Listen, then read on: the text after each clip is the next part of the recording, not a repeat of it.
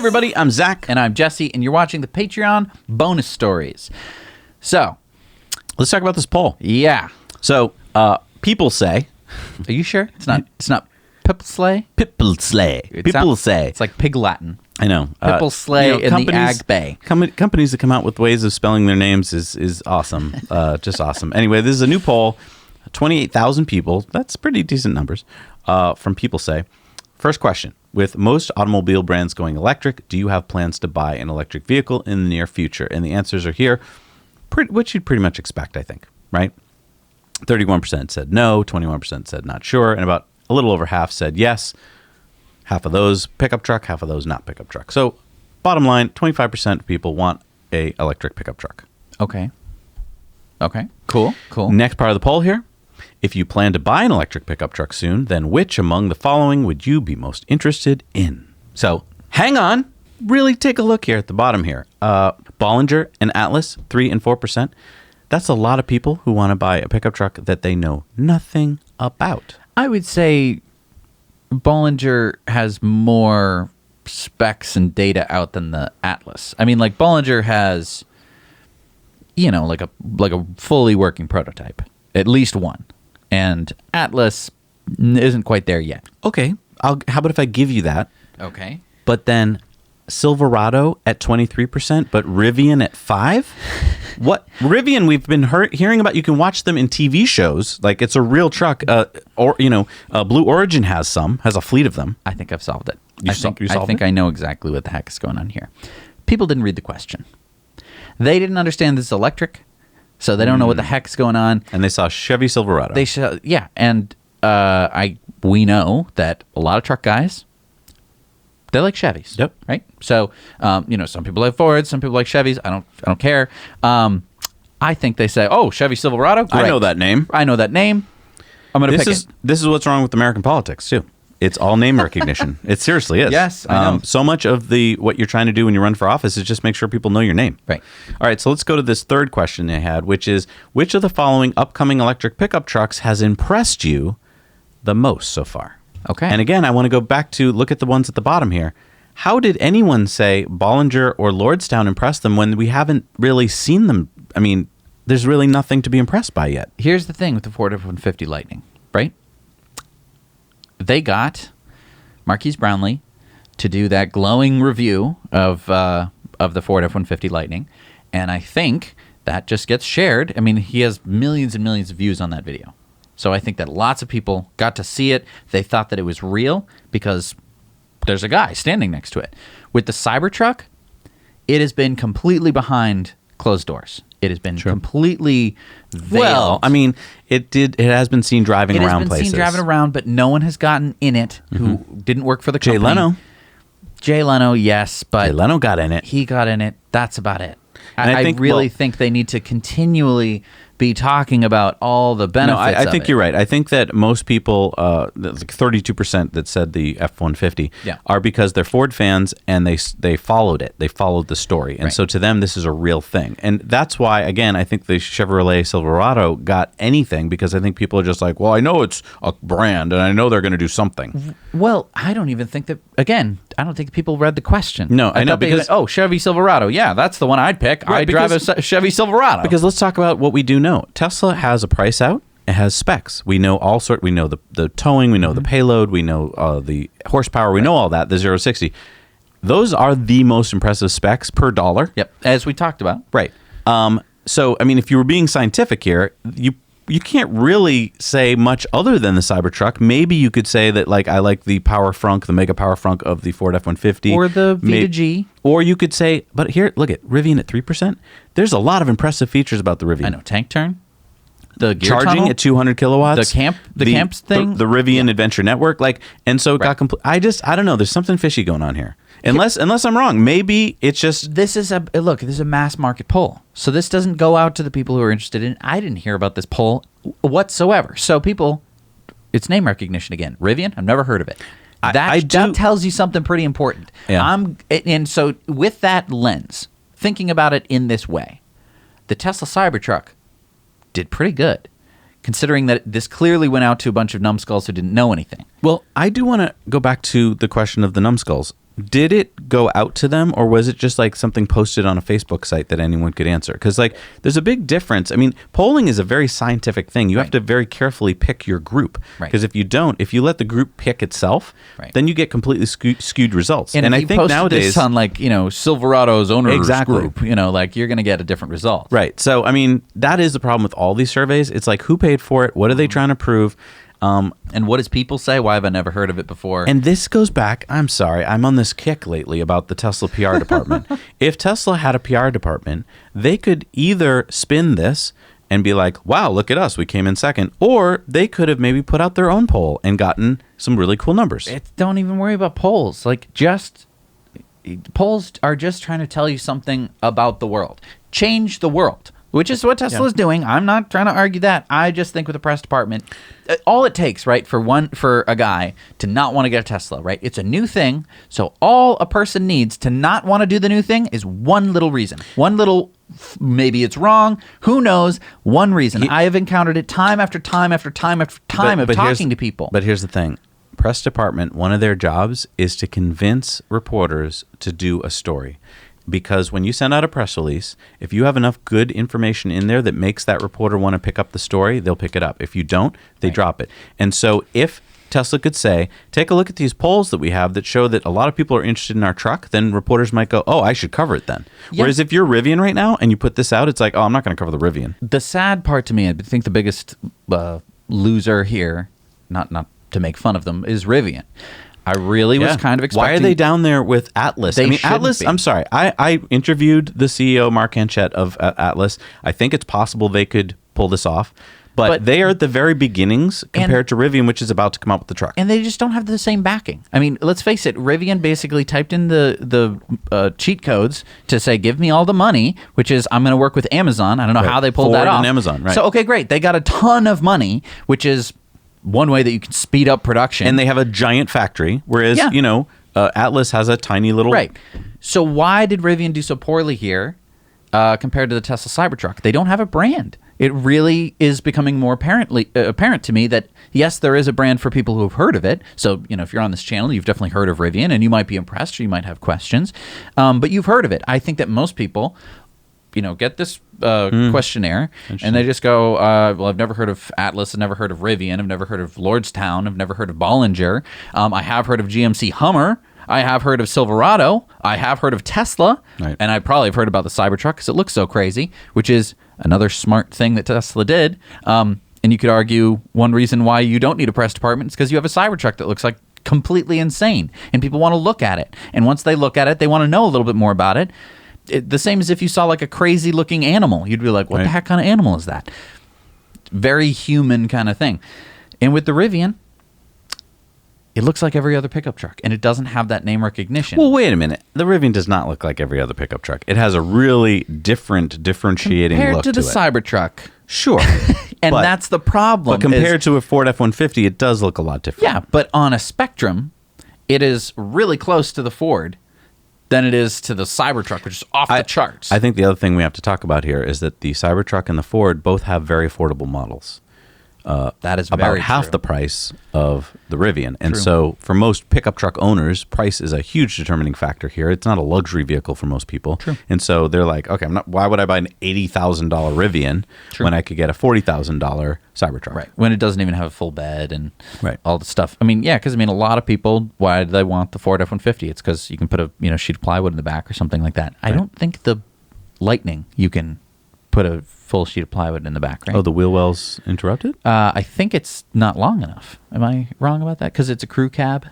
I think it's a 6.5 foot bed with, maybe it's a 5.5 foot bed. I can't remember. No, I hear what you're saying. I mean, 8 feet is like a really good number for lots of things that you need to do with the truck. Because if it's too much shorter, then when you try and put some like a motorcycle in the back or something, put the toolbox, you get that 2 foot toolbox. It's like, stuff can get and that's the funny thing about the Rivian is they've got the gear tunnel and they've got a cooktop that goes in there, but they don't have a pull out toolbox. Oh, toolbox. And I think, and that's because they're not going after that market. Right. Not at all. So probably smart, but there's nothing to fix.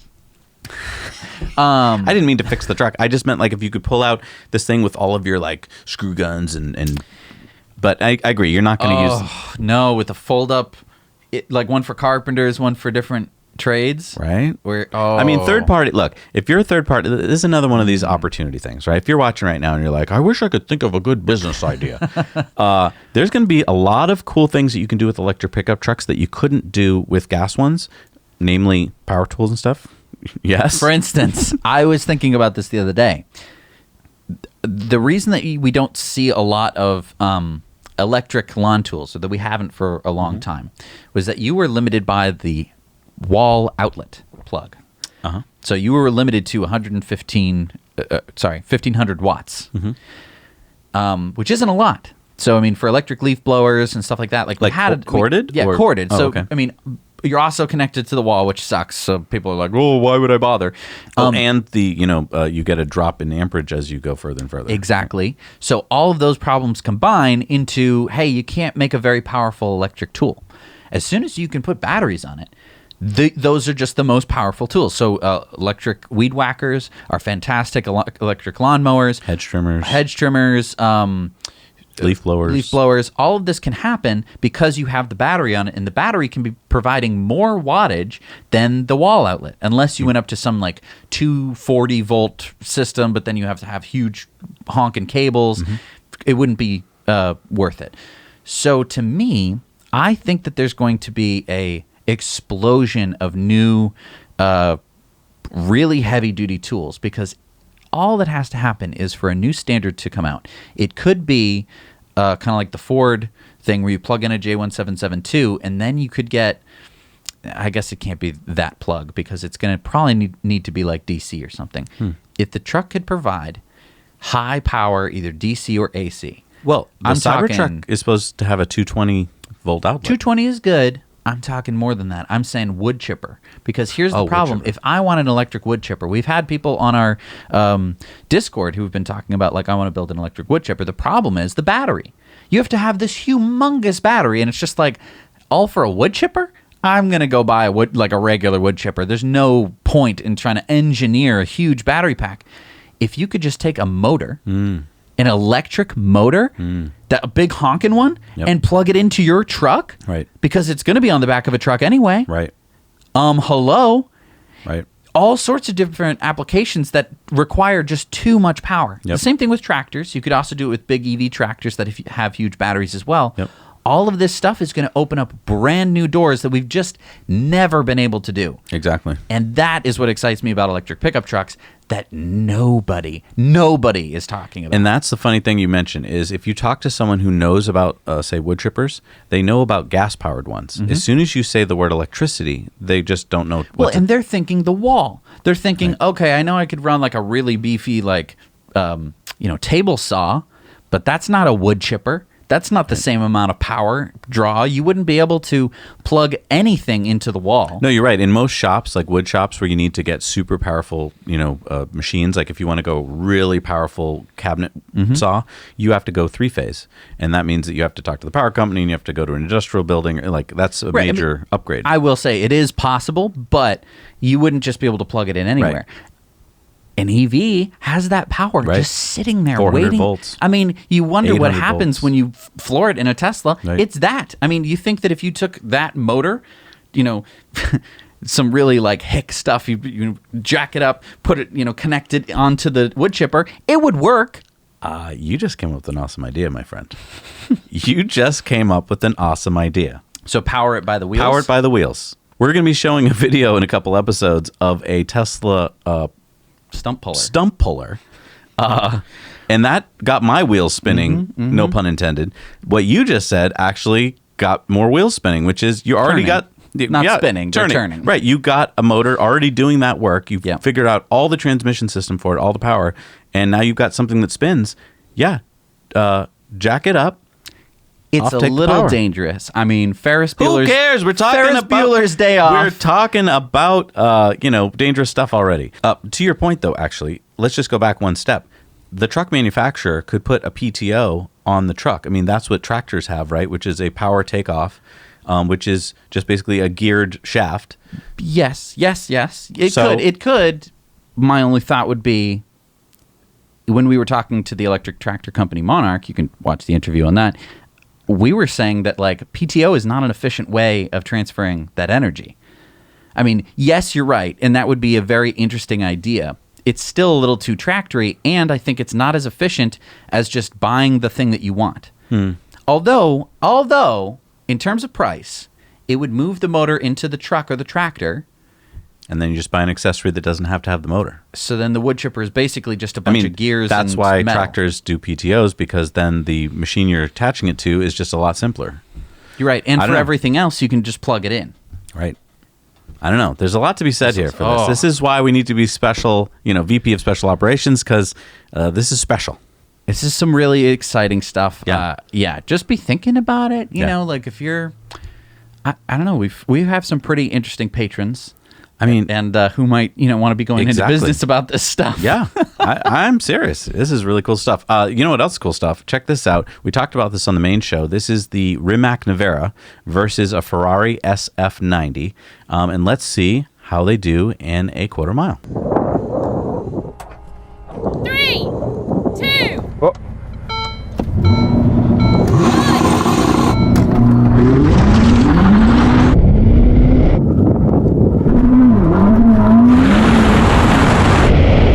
What? I mean, this is nuts! Oh. I mean, I didn't get a great launch. So, Matty, my launch wasn't great, and then I started to go backwards. We can do it again if you like. I definitely want to go again because I think I might be able to do a bit better. Okay, I want to see you do better. Are you taking the piss out of my Midlands accent? You can do the same with me with my Croatian accent. I can't do a Croatian accent. Maybe I'll learn one. No, I wasn't really with it on the launch. I was noticed his hands going up, and then had to do the launch procedure. I did it in time, but I'm going to be focused this time. Focus, focus, focus. 3, 2, 1. Smash him off the line. That's a better start. What? What again?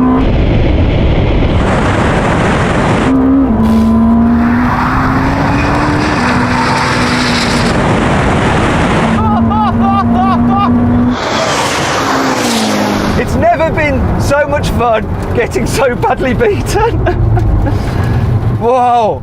I had a good launch there. It was pretty blooming good. I still think I beat you off the line. Should we just talk about reaction times rather than the overall result? So, did you like the way I beat you off the line? You spanked me. Bravo. Okay, mate, come, just one more go. Just one. I think I might be able to do a bit better. Absolutely, let's do it. He doesn't seem to care. I reckon if I'm going to stand any chance, I need to cheat really badly. 3, 2, 1. Yeah, got him. And it's a good launch. Come on. No, no. What the actual?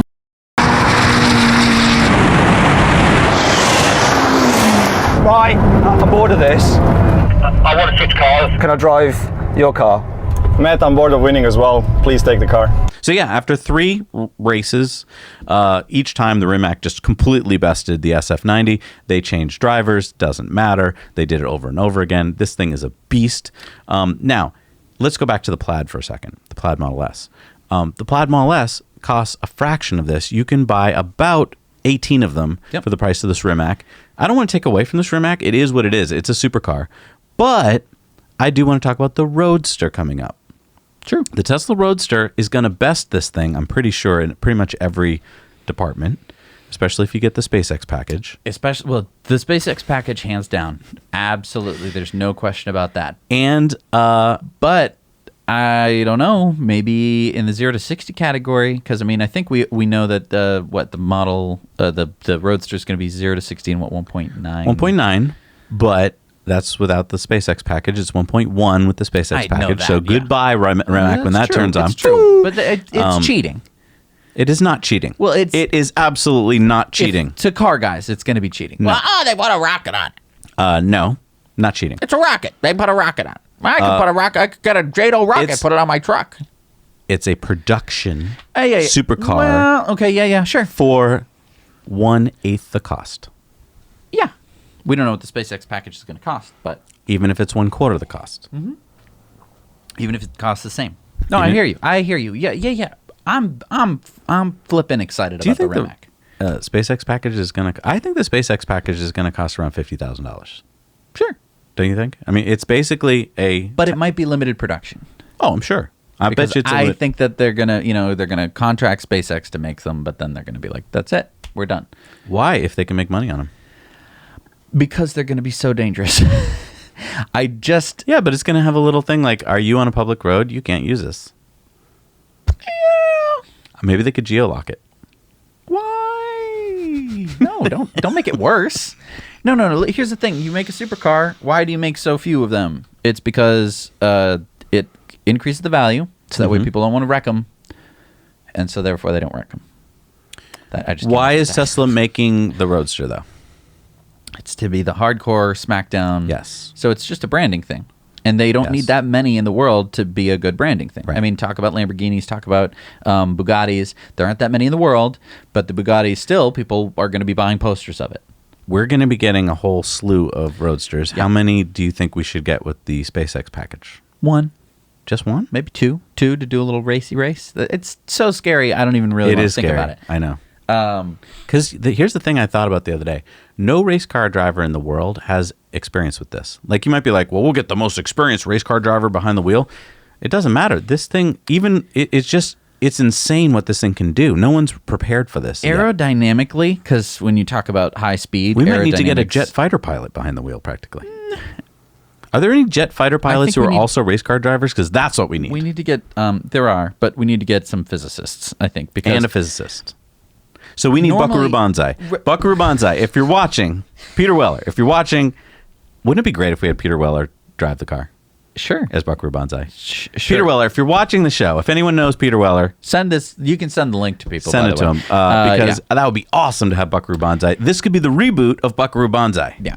By the way, one of my favorite movies, Okay. The Adventures of Buckaroo Banzai. Yeah, I'm just trying to think because you're gonna have high pressure in the back of the car, whereas usually you have low pressure. So I wonder how that changes. Also, imagine if you get in front of, you're in a race and you get in front of the guy behind Yeah, you and then you- you turn on your, you're like, And you kill him. I don't think it's gonna. It's gonna be really scary. it is. It's gonna be. I mean, that's why we don't have jet fighters on like roads. It's amazing. It's gonna be really weird. Tesla's amazing. All right, let's go to this story. We talked about it last week that Exxon shareholders forced Exxon to replace 2 of its 12 board members with 2 new people. Well, the full vote hadn't been counted when we did that story. Now, with the final count, it appears that Exxon lost a 3rd seat. And is this a frickin' doozy? Yeah, so Alexander Karsner, he's a 54-year-old strategist at Alphabet, and he was basically elevated to Exxon's board, and this guy is truly an environmentalist, way more so than the other 2. Now, you might be like, I don't know, I heard that this guy was the Assistant Secretary of Energy, Efficiency and Renewable Energy at the U.S. Department of Energy under Bush. Yes, he was. He's also the founder and CEO of Enercorp, which is a wind power development firm, and international agent of Vestas, which is a wind turbine company. So he's very environmental. And you might also be saying right now, well, okay, so they got 3 seats out of 12. They don't have a majority, so who cares? But let me tell you a little bit about how boards work. You go into the boardroom, the doors close. And Whoever's in the boardroom is in the boardroom. Whoever's not in the boardroom doesn't get to hear what's going on. Now, if the boardroom is a buddy-buddy network, old boys kind of, how you doing, Hank? Then everything pretty much stays in the boardroom, and you can kind of do whatever you want, and you're sure that nothing's going to get out, because no board member wants to stick out his neck and then get dropped from the board and, ruin it. But when you got 3 independent board members sitting there, and you're like, let's talk about, we can't talk about that now, right? Because Alexander's here. And he might go to the press and tell everyone what we're talking about because he's an independent board member. Now, independent means he doesn't have stock in the company. He doesn't Have a vested interest. have a vested, he has a fiduciary interest, but he's not going to benefit from it. And independent board members are important. A lot of companies are forced by the shareholders to try and get these independent board members because they are important. They bring a different perspective to the board. They make boards question things more, which, I got to be honest, if you're on a board, you're like, let's just do it the way we've always been doing it, folks, and let's plan our party. Right. This guy has business experience. Okay, started up businesses. He's a tech guy. Government experience. He's been in government, so he's super dangerous to Exxon. By the way, Exxon, I don't know if you knew this, is Standard Oil. You know, when you're like learning in history class about Standard Oil and John D. Robber Rockefeller, barons and yeah. they just changed their name. It's Standard Oil from all the way back in the 1800s with Rockefeller. Now on their board is an environmentalist. Yeah. Do you know what a change this is? Yeah. They wouldn't even allowed near the building before. Exactly. So I'm just super excited. Yeah, I mean, the other two independent directors were good, but they were both oil industry insiders. Not to say that they don't have their own like personal agenda. I'm just painting with a broad brush and saying that they were oil executives in the past. So it's not like they were, totally against this whole oil thing. They kind of got the oil industry, which is good, I guess, if you're a shareholder of Exxon. But this guy is really going to put his foot in it. He's going to really Put his foot in it. I mean, he kind of has to. He's going to put his foot down. I think that and in it. if the Exxon board wants to move forward with some kind of greenwashing campaign, he's very likely to say, okay, you're going to outvote me probably on this, but I've got contacts in the press. I've got contacts in the government. I'm just going to let them know what you're up to. Yeah. And that means you have to change your strategy up. I mean, so. And don't forget, the board chooses the CEO. The CEO chooses all of the lower. Like, you've now got control of the company. If you got 3 seats, we might be able to take over the board, just 3 more seats, and we've got a majority. Right. And this is the power of shareholders, which normally doesn't get talked about anywhere, nowhere. Well, here's the thing. BlackRock, which owns about, I think, 7 or 8% of the company, is a huge hedge fund company.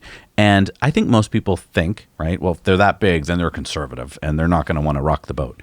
The reason they want to rock the boat is they're looking at Exxon and they're going, and don't think they're like super environmentalists, although BlackRock has shown to be thinking about the climate. They're looking at Exxon and they're going, okay, first of all, the government's changing, right? We now have an administration that cares about the climate. Secondly, you're not making any money. Like, you're losing money now. So we have to change where this boat is headed. And so for whatever reasons, they're changing the direction of the boat. Right. And it's super important to do that. I mean, look, you can be the most pro-business kind of corporate lackey person in the world. If you have all the information, though, about what climate change can do, just to be logical and a rational human, you would have to go, oh, that's going to affect the business. We need to account for that. It usually hasn't in the past. You never had to account for environmental factors, usually, unless you've, done something terrible to like a little island. That was usually the only examples where it happened. Well, now we've become so big that Earth has become a little island, and we can change things about it, and we can make things bad, and we have been doing that. So that's where I think BlackRock is coming from. It's like no one benefits from having the world's like economy collapse due to climate change because of the loss of, trillions of dollars worth of property. That doesn't help anybody. And I want to talk about the domino effect. When the world of oil looks at this story, they go, holy crap. Mm-hmm. Standard Oil, Exxon, is going forced into this direction. So, our little company here, our little oil and gas company, we're next. We have to be super careful. Let's get out in front of this. Right. Well, and that's right now. And I think that there could be a lot of companies that don't go in that direction. But if Exxon can pull a U-turn, really yank on that handbrake, make a U-turn, start investing, like smart investments like wind and solar, and they start making money, and they start to become more profitable than they've ever been before, and I'm talking, this is obviously years down the line, I think that really would set the tone to be like, oh, this crazy thing happened where shareholders revolted and, installed a new, governance into the company, and it completely changed the company, and now the company's doing better. Oh, that's a learning moment. That's a documentary talking about like what happened. It's such a flip because from a few years ago where the CEO of ExxonMobil became our Secretary of State to now flipping that around to where we're basically neutering them and taking their power away is just awesome to see. And it's going to have huge ramifications and it's going to change all sorts of things. And this is why we have the Now You Know Investor Club, because I want to talk about all the things that, as soon as Exxon starts looking around for projects to now start investing in, that's going to change a lot. A lot of money is going to move in that direction. Yeah.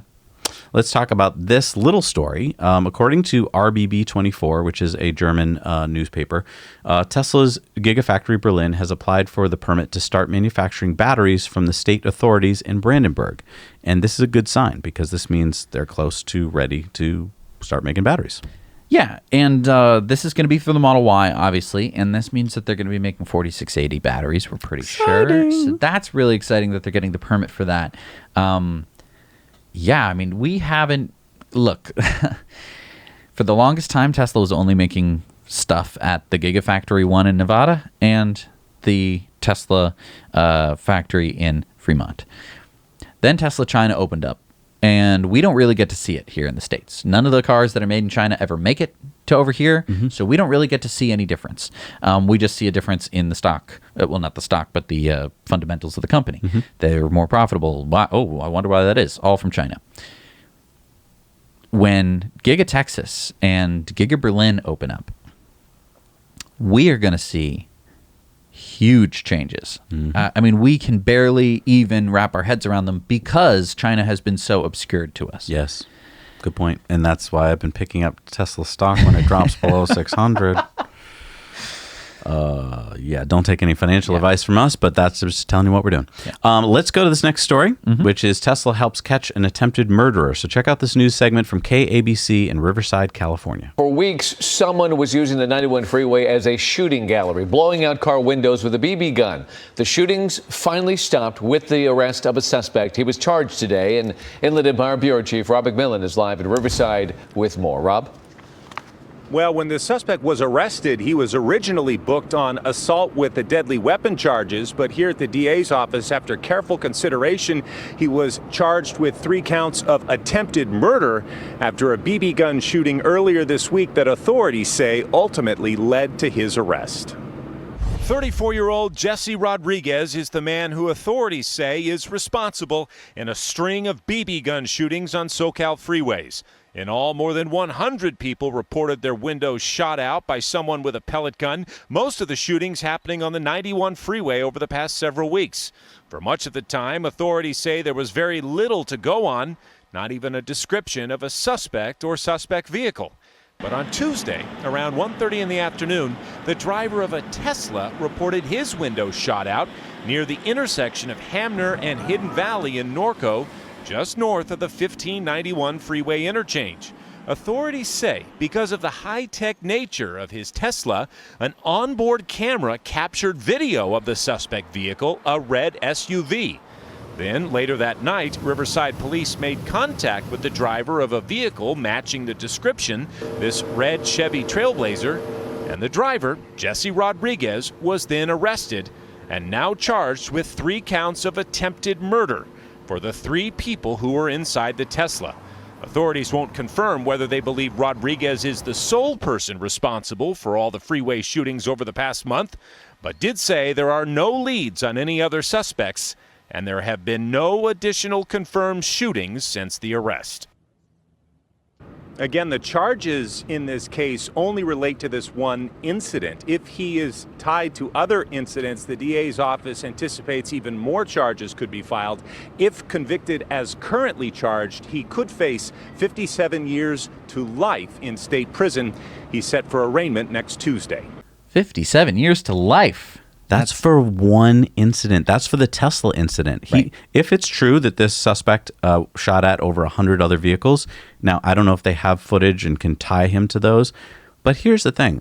I don't know if he's guilty or not guilty. I don't really want to talk about this particular guy, but let's just put it in general terms.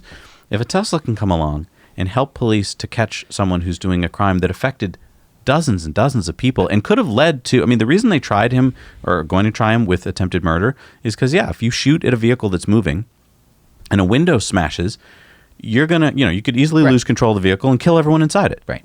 Along with, I mean, those are just the 3 people in the Tesla. Right. That could have killed, you're flying down the highway in a 4,000 pound or 5,000 pound vehicle. You could kill a lot more people.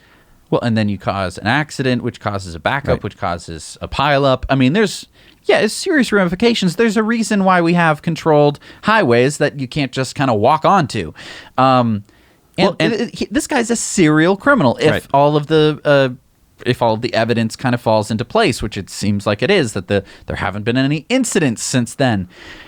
Detective Tesla just solved another case. I Exactly. mean, a serial criminal, he's causing hundreds of dollars in damage every single time and probably scaring the bejesus out of everyone driving down the highway and could have caused a freaking murder Let's or talk- a death. Let's talk about PTSD. Like, let's talk about Oh, the I know. trauma. Like, I mean, I bet a lot of people didn't want to get back on the road ever again, like, because this is so random. Right.